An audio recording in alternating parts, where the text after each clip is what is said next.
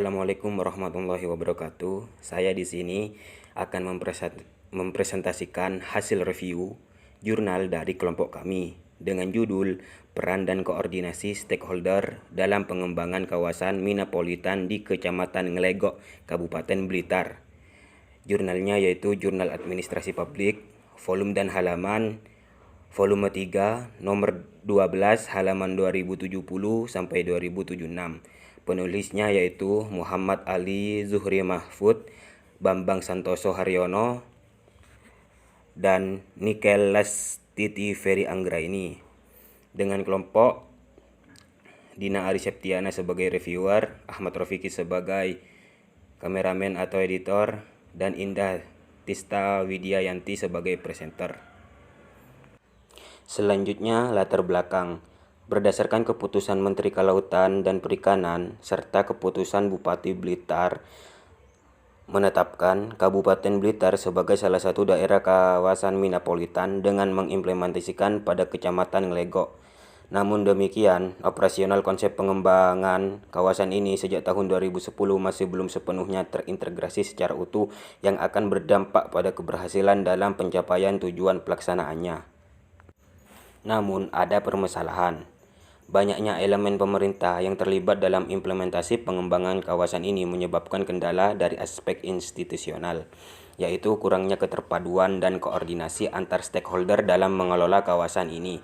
Selain itu, mindset ego sektoral para stakeholder yang masih terfragmentasi oleh program kerjanya di masing-masing instansi menjadi kendala tersendiri bagi pemahaman dan pelaksanaan peran dari stakeholder untuk pengembangan kawasan minapolitan di Kecamatan Ngelegok. Selanjutnya mengenai tujuan penelitian.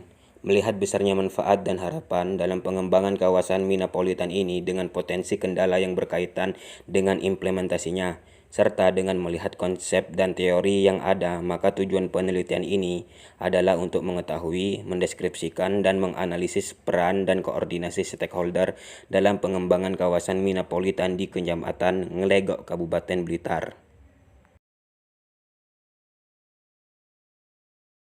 Dalam jurnal tersebut memakai metode penelitian deskriptif kualitatif dan sumber data.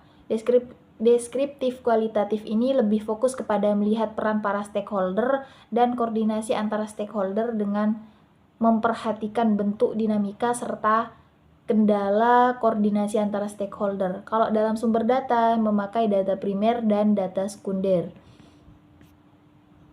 Hasil dari pembahasan jurnal tersebut yaitu tentang peran stakeholder. Peran stakeholder di sini yang pertama polisi kreator di mana Bupati Blitar sebagai pemimpin tertinggi berperan sebagai penentu kebijakan dan pengambil keputusan. Koordinatornya Bapeda sebagai koordinator dalam menyelaraskan kegiatan masing-masing stakeholder. Dalam menyelaraskan, Bapeda melakukan rapat koordinasi yang diadakan 2 kali setahun, membahas perencanaan program dan anggaran dana pada awal tahun serta evaluasi kerja pada akhir tahun. Kalau dalam fasilitator, tim koordinasi dan kelompok kerja berperan menjembatani kebijakan yang ada dalam dokumen perencanaan. Kalau akselerator, Balai Benih Ikan dan Supriser yang dikelola oleh Dinas Kelautan dan Perikanan Kabupaten Blitar berperan mempercepat atau memberikan kontribusi agar program minapolitan berjalan sesuai sasaran. Adapun bentuk implementer, di sini pembudidaya ikan merupakan stakeholder pelaksana kebijakan yang di dalamnya termasuk kelompok sasaran. Dalam jurnal tersebut juga ada bentuk koordinasi, yang dimana koordinasi intern itu ada koordinasi vertikal serta koordinasi horizontal. Kalau dalam koordinasi ekstern itu koordinasi horizontal dan koordinasi diagonal. Nah, koordinasi intern di sini, koordinasi vertikal itu dilakukan antara kepala SKPD dengan bidang atau subbidang di bawahnya.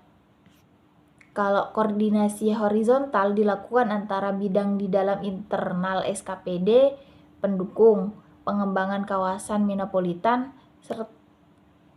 serta dalam Bapeda koordinasi antar bidang perekonomian, Bapeda dengan bidang sosial masyarakat, bidang prasarana wilayah, bidang sekretariat, dan dengan bidang yang lain di Bapeda. Nah, kalau koordinasi ekstern itu koordinasi horizontalnya dilakukan antara pejabat fungsional SKPD yang memiliki tingkat selara seperti koordinasi antara kepala Bapeda dengan kepala SKPD yang lain. Kalau koordinasi diagonalnya dilakukan oleh kepala Bapeda dengan kepala bidang atau di bawahnya dari SKPD yang lain dalam rapat koordinasi. Di sini dinamika koordinasinya, rapat koordinasi tidak selalu dalam forum resmi, melainkan ada yang melalui dialog-dialog non-formal tetapi masih pada tatanan koridor yang jelas seperti yang dilakukan oleh Dinas Kelautan dan Perikanan dan Bapeda. Kendala dalam koordinasi ini ada juga kendala landasan hukum yang masih belum kuat untuk menjadi pedoman dalam mengatur perencanaan anggaran tersebut. Hal ini RPIJM masih perlu disempurnakan karena ada rencana yang kurang sesuai dengan keadaan di lapangan. Nah, dari beberapa yang saya sampaikan itu terdapat kesimpulan, yakni secara umum pelaksanaan kerjasama antara stakeholder sudah berjalan baik, akan tetapi tidak semua stakeholder menjalankan perannya dengan maksimal. Buktinya adalah masih belum ada kegiatan dan dukungan dana dari beberapa stakeholder. Sedangkan untuk koordinasi antara stakeholder sudah berjalan secara dinamis, tetapi masih ada kendala seperti mindset egosetral, keterbatasan dana, dan landasan hukum yang belum kuat. Oleh karena itu, dibutuhkan peningkatan kualitas dan kuantitas koordinasi antara stakeholder, meningkatkan komitmen dan partisipasi semua stakeholder, dan segera melakukan peninjauan ulang terhadap RPIJM guna menjadi pedoman teknis. Terus kami dapat menyimpulkan kelebihan dari jurnal serta kekurangan dari jurnal ini.